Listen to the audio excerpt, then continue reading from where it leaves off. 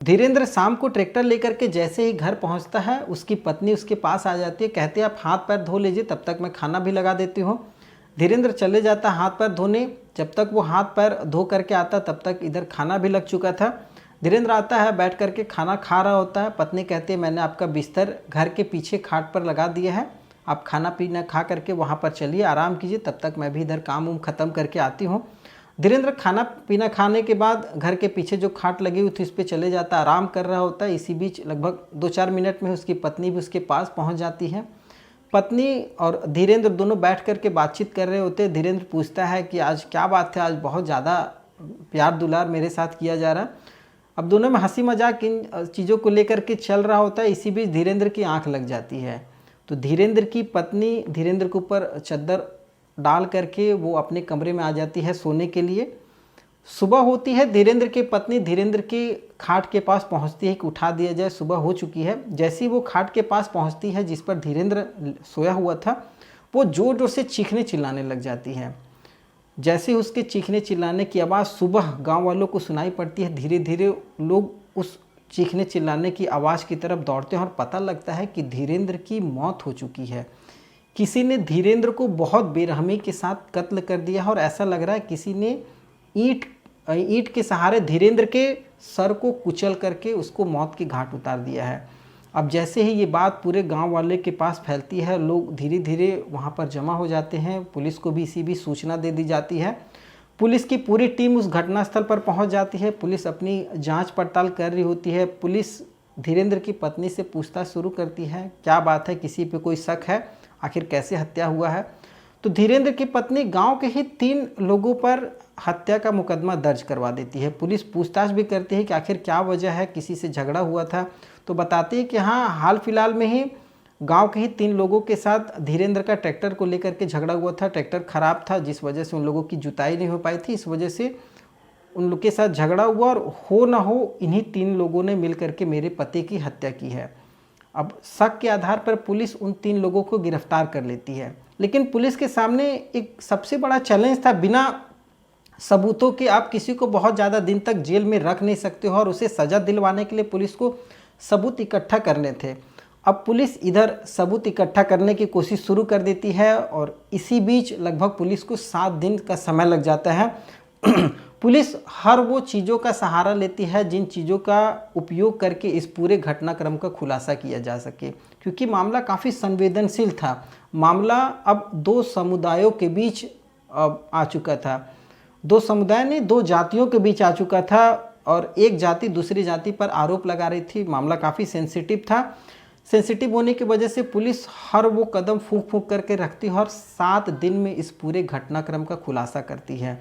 इस पूरे घटनाक्रम में पुलिस मुख्य साजिशकर्ता के तौर पर धीरेंद्र की पत्नी को और धीरेंद्र के सगे भतीजे को गिरफ्तार करती है। गिरफ्तार करने के बाद जब पुलिस इस पूरे घटनाक्रम का खुलासा करती है तो हर कोई दांतों तले उंगलियां दबा लेता है कि आखिर कैसे एक पत्नी ने अपने सगे भतीजे के साथ मिल करके अपने पति को मौत के घाट उतार दिया है। जब ये पूरी बात लोगों के सामने आती है तो लोग सोचने को मजबूर हो जाते हैं। लोगों के सामने वो सौरभ हत्याकांड वाला मामला दौड़ना शुरू हो जाता है कि किस तरीके से एक पत्नी ने अपने पति को अपने प्रेमी के साथ मिलकर के मौत के घाट उतारा था और उसे नीले ड्राम में सीमेंट और गिट्टियों में चुन करके मौत की नींद सुला दिया था। वो घटना लोगों के सामने दौड़ जाती है। लोग हैरान परेशान हो जाते हैं कि इस पत्नी की करतूती इतनी खतरनाक थी और ये पूरे इस हत्याकांड का आरोप किसी दूसरे निर्दोष व्यक्तियों पर लगाई थी।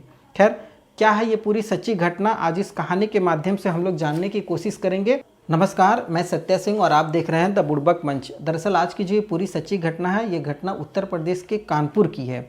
कानपुर का एक थाना लगता है साड़ थाना और उसके अंतर्गत लक्ष्मण खेड़ा गाँव है। लक्ष्मण खेड़ा गांव में पुलिस को सूचना मिलती है 11 मई की सुबह में कि किसी ने धीरेंद्र पासवान, जिसकी उम्र लगभग 32 वर्ष है, उसको किसी ने मौत के घाट उतार दिया है। पुलिस की पूरी टीम उस घटनास्थल पर पहुंचती है। पुलिस अपनी तफ्तीश शुरू करती है, लेकिन जो धीरेंद्र पासवान की पत्नी होती है रीना, जिसकी उम्र 30 वर्ष, वो सीधे गांव के ही 3 लोगों पर आरोप लगा देती है। लेकिन पुलिस के पास कोई सबूत नहीं था तो पुलिस इन तीनों को गिरफ्तार नहीं करती है। जिनके खिलाफ रीना आरोप लगाती है। उनका जो नाम है वो कीर्ति यादव, रविंद्र यादव और राजू यादव, इन 3 लोगों के खिलाफ आरोप लगाती है। पुलिस के पास कोई सबूत नहीं था और डायरेक्टली किसी को इस तरीके से गिरफ्तार नहीं किया जा सकता। लेकिन इसी बीच भीम आर्मी के कुछ लोग आ जाते हैं और इस केस में इन्वॉल्व हो जाते हैं। उनका आरोप होता है कि पुलिस कार्रवाई सही तरीके से नहीं कर रही है, उनका इन्वॉल्वमेंट होता है, पुलिस के ऊपर दबाव पड़ता है, पुलिस मजबूरन इन तीनों को गिरफ्तार करती है। लेकिन पुलिस को शुरू से इस पूरे घटनाक्रम में किसी खास अपने का ही इन्वॉल्वमेंट होने का एक महसूस होता है कि हाँ, हो ना हो ये परिवार का मिली-जुली कांड है, परिवार के ही किसी सदस्य का ये पूरा घटनाक्रम किया हुआ प्रतीत होता है। क्योंकि जिस तरीके से धीरेन्द्र की सुबह में लाश मिली थी, उसके लाश के पास एक ईंट मिला हुआ था और ऐसा लग रहा था कि उस ईंट से धीरेन्द्र के सर पर जोर जोर से वार किया गया है। अब अगर किसी के सर पर ईंट से वार किया जाएगा तो हो ना हो उसके सर से खून का फव्वारा जो निकलेगा वो आस पड़ोस कहीं ना कहीं तो फैलेगा ही, अगल बगल। लेकिन उसके सर से जो खून टपका वो सीधे उसके जिस खाट पर वो सोया हुआ उस खाट के ठीक सीधे नीचे खून गिरा है। इसका मतलब है कि इसे किसी ने शातिर तरीके से और किसी दूसरे चीज़ से मारा है, न कि उस ईंट से मारा है। खैर, पुलिस अपनी तफ्तीश शुरू कर देती है। पुलिस के ऊपर दबाव भी बहुत अधिक था। इसी कड़ी में पुलिस डॉग स्क्वाड की टीम, फॉरेंसिक टीम इन चीज़ों को लेकर के पहुंचती है उस घटना स्थल पर। जब डॉग स्क्वाड की टीम पहुंचती है, जो खोजी कुत्ता होता है वो सीधे धीरेन्द्र जहां पर सोया हुआ था घर के पीछे जिस खाट पर, वहां पर जाता है और वहां से वो सीधा खोजी कुत्ता जो होता है धीरेन्द्र के घर के आंगन में आ जाता है। घर के आंगन में आकर के वो वहीं बैठ जाता है। तो पुलिस को शक होता है कि खोजी कुत्ता वहां से सीधा घर के आंगन में क्यों आया है। पुलिस की टीम फॉरेंसिक वालों को अलर्ट करती है। फॉरेंसिक की टीम उस घर के आंगन में आ जाती है, जो धीरेन्द्र का आंगन था, उस आंगन में आती है और हर एक चीज़ों को बारीकी से तफ्तीश शुरू कर देती है। और इसी बीच ये भी गांव वाले की तरफ से बताया जाता है कि लगभग 10 मई 2025 को ही धीरेन्द्र की पत्नी ने अपना पूरा घर रात में समरसीबल चालू करके धोया हुआ है। अब ये पुलिस को एक शक के तरीके से भी पुलिस इन चीज़ों को देख रही थी कि आखिर ऐसी क्या वजह थी कि 10 मई को ये पूरा घर धोया गया है, और धोने के भी बहुत सारे सबूत मिले थे। खैर, पुलिस जो फॉरेंसिक टीम होती है वो घर के आंगन का हर एक चप्पा चप्पा छान मारती है। आंगन के साथ साथ बाथरूम का भी चप्पा चप्पा छान मारा जाता है।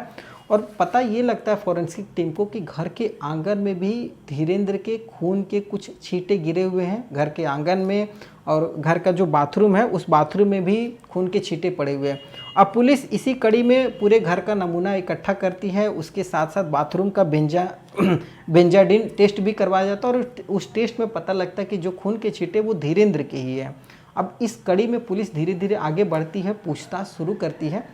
पूछताछ में पुलिस को कुछ खास सफलता नहीं मिलती है। इसी बीच पुलिस जो धीरेन्द्र की पत्नी होती है रीना का मोबाइल नंबर का CDR निकलवाती है। और ये खबर जो रीना को नहीं होती है कि पुलिस उसकी भी जांच पड़ताल कर रही है। उसके नंबर का CDR निकालती है तो पता लगता है कि रीना जो है एक नंबर से काफ़ी दिनों से बातचीत कर रही है। वो नंबर के बारे में जब पुलिस पता लगाती है तो पता लगता है ये जो नंबर है ये रीना के सगे भतीजे, मतलब रीना के जेठ का लड़का है सतीश, उससे ये दिन भर बातें करती थी। दिन भर में लगभग 60 से 100 कॉल उसके द्वारा, रीना के द्वारा उसके साथ किया जाता था और दिन भर बातचीत हुआ करता था। अब पुलिस सीधे सतीश को गिरफ्तार करती है और सतीश से पूछताछ शुरू की जाती है। तो पहले तो सतीश काफ़ी चीज़ों को लेकर के घुमाता फिराता है कि इस बारे में हमें कोई जानकारी नहीं है। वो तो जब चाची ने बताया कि चाचा की मौत हो गई तब हम लोग पहुँचे थे। खैर, पुलिस अपनी तफ्तीश जारी रखती है और सतीश को शक की निगाहों से हमेशा देखती थी। पुलिस को बार बार घूम करके सतीश के ऊपर आती थी। फिर एक दिन पुलिस उसको कड़ाई से पूछताछ जब शुरू करती है तो सतीश ज़्यादा देर तक टिकता नहीं है, वो अपने पूरे जुर्म को कबूल लेता है। और जो चीज़ें वो सतीश बताता है वो चीज़ें सुन करके पुलिस भी परेशान हो जाती है, हैरान हो जाती है कि इस तरीके से एक सगे चाचा को भतीजे ने मौत के घाट उतारा है। सतीश कहता है हम और चाची एक दूसरे को बहुत पसंद करते हैं। चाची इंस्टा पर रील वगैरह बनाती थी तो जब भी उनको मदद की ज़रूरत होती थी तो मैं चाची का हेल्प करता था। और इसी बीच में पुलिस ने भी इंस्टा, जो रीना है धीरेन्द्र की पत्नी रीना, उसका इंस्टा अकाउंट भी चेक किया है तो उसमें पता लगा कि 2025 तक ये रील बनाई है। लेकिन इसने चालाकी दिखाने के लिए कि उसके पास कोई मोबाइल नहीं, उसने 2024 तक का सारा इंस्टा पे अपलोड किया हुआ वीडियो डिलीट कर दिया है। अब ये सब सारी चीज़ें भी निकल करके आई थी। खैर जब वो बताता है कि चाची का मैं हेल्प करता था इंस्टा पर वीडियो वगैरह बनाने में, तो धीरे धीरे हम दोनों के बीच प्यार बढ़ने लगा और हम दोनों एक दूसरे के बहुत करीब आए। धीरे धीरे हम दोनों में फिजिकल रिलेशनशिप बनने लगा। और अब आप यहाँ पर सोच करके देखिए कि एक सगी चाची सगा भतीजा, इन दोनों के बीच क्लोज रिलेशनशिप होता है, दोनों फिजिकल रिलेशनशिप बनाना शुरू कर देते हैं। एक दिन जब ये दोनों फिजिकल रिलेशनशिप बना रहे थे तो इनका जो चाचा है धीरेन्द्र, जिसकी मौत हो गई है, वो चाचा देख लेता है कि उसकी पत्नी और उसका भतीजा एक दूसरे के साथ कमरे में बिना कपड़ों के लिपटे हुए हैं। अब वो देखता है इन चीज़ों को लेकर के घर में झगड़ा भी होता है, लेकिन फिर भी मामला सलट जाता है, धीरे धीरे सब कुछ नॉर्मल हो जाता है। पत्नी जिसका मन बढ़ा हुआ था वो चोरी छिपे हमेशा मिला करती थी। अब ये फिर चीज़ें धीरेन्द्र को शक होती है कि हो ना हो पत्नी उसके पीठ पीछे धोखा दे रही है, वो मेरे भतीजे से मिलना जुलना जारी है। तो धीरेन्द्र को लगता है कि क्यों ना घर में सीसीटीवी कैमरा लगवा दिया जाए, जिससे मेरे नहीं रहने पर भी घर की देखभाल हो सके और मेरे को भी जानकारी लग सके कि मेरे पीठ पीछे पत्नी कर क्या रही है। अब इसके लिए धीरेन्द्र गेहूं वगैरह भी बेचता है, लगभग 15 से 20 हज़ार रुपये जमा किया हुआ था सीसीटीवी कैमरा लगाने के लिए। अब इन चीज़ों की जो खबर होती है धीरेन्द्र की पत्नी यानी रीना को लग जाती है कि घर में अब सीसीटीवी कैमरा लगने वाला है। अगर कैमरा लग गया तो वो सतीश के साथ मिल नहीं पाएगी और हम दोनों एक दूसरे के साथ रिलेशनशिप भी नहीं बना पाएंगे। इन चीज़ों को लेकर के वो काफ़ी ज़्यादा परेशान थे और इन चीज़ों को लेकर के वो सतीश से भी कहती थी कि तुम्हारे चाचा तो सीसीटीवी कैमरा लगाएंगे, अब हम लोग मिलेंगे कैसे। तो दोनों प्लान करते हैं कि क्यों ना चाचा को ही रास्ते से हटा दिया जाए। अगर चाचा को ही मार देंगे तो अब हम दोनों की रिलेशनशिप बनाने में आसानी हो जाएगी और आरोप जो है किसी दूसरे पर लगा देंगे। अब इन दोनों को प्लान दोनों आपस में मिल करके प्लान बनाते हैं और जो डेट निर्धारित की जाती है वो निर्धारित होती है 10 मई की रात को। 10 मई को जब धीरेन्द्र काम से लौटता है ट्रैक्टर ले करके, तो जो धीरेन्द्र की पत्नी रीना वो पहले से ही खाने में नशीला पदार्थ मिला करके रखे रहती है। वो नशीला पदार्थ धीरेन्द्र को खिला देती है। धीरेन्द्र नशीला पदार्थ खा करके घर के पीछे जो चारपाई लगी हो तो उस पर लेटता है और धीरे धीरे उसकी आंख लग जाती है, वो बेहोश हो जाता है, नींद में चला जाता है, गहरी नींद में।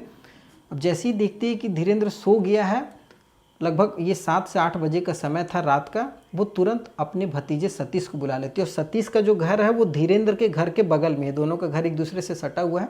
तो धीरेन्द्र का जो भतीजा सतीश वो आ जाता है चाची के पास। अब ये दोनों प्लान करते हैं कि मारा कैसे जाए। तो जो रीना होती है वो कहती है कि मेरे घर के टांड पर एक चौखट रखा हुआ, दरवाजे का चौखट है, लकड़ी है, उससे मार दिया जाए। वो उस चौखट को लेकर के आती है, सतीश को देती है और दोनों मिल करके धीरेन्द्र के सर पर वार करना शुरू कर देते हैं। उसे तब तक मारते हैं जब तक धीरेन्द्र की मौत नहीं हो जाती है। मारने के बाद अब इस पूरे घटनाक्रम को जो इन्होंने अंजाम दिया है उसका आरोप किसी दूसरे पर लगाने के लिए ये लोग धीरेन्द्र की जहाँ पर खाट रखी हुई थी वहाँ पर एक ईंट का टुकड़ा ले जा करके उसमें खून लपेट करके वहाँ फेंक देते हैं, जिससे ये पता लगे कि किसी बाहरी व्यक्ति ने धीरेन्द्र को मार दिया है। मारने के बाद जब ये लोग चौखट को ला करके घर में धोते हैं तो उस समय उस चौखट से जो खून का छींटा निकला था वो छींटा आंगन में, बाथरूम वगैरह में फैल जाता है। इनके कपड़े पर भी खून का छींटा लगा हुआ था। अब ये छींटे को धोने के लिए बाथरूम में दोनों रात में एक साथ बाथरूम में नहाते हैं। नहाने के बाद रीना अपने कमरे में चली जाती है और जो सतीश होता है रीना का भतीजा वो अपने कमरे में चला जाता है और दोनों आराम से सो जाते हैं। और सुबह रीना इस पूरे साजिशन हत्याकांड को किसी दूसरे पर आरोप लगाने के लिए वहाँ पर ये लोग ईंट का टुकड़ा फेंक दिए थे। अब ये जो सारी चीज़ें हैं पुलिस अपनी जांच पड़ताल में जब खुलासा करती है, गांव वालों के सामने ये चीज़ें निकल करके आती हैं, तब रीना और उसके सगे भतीजे का असली चेहरा लोगों के सामने निकल करके आता है। खैर इस कहानी को सुनाने का उद्देश्य किसी की भावनाओं को ठेस पहुंचाना बिल्कुल भी नहीं है।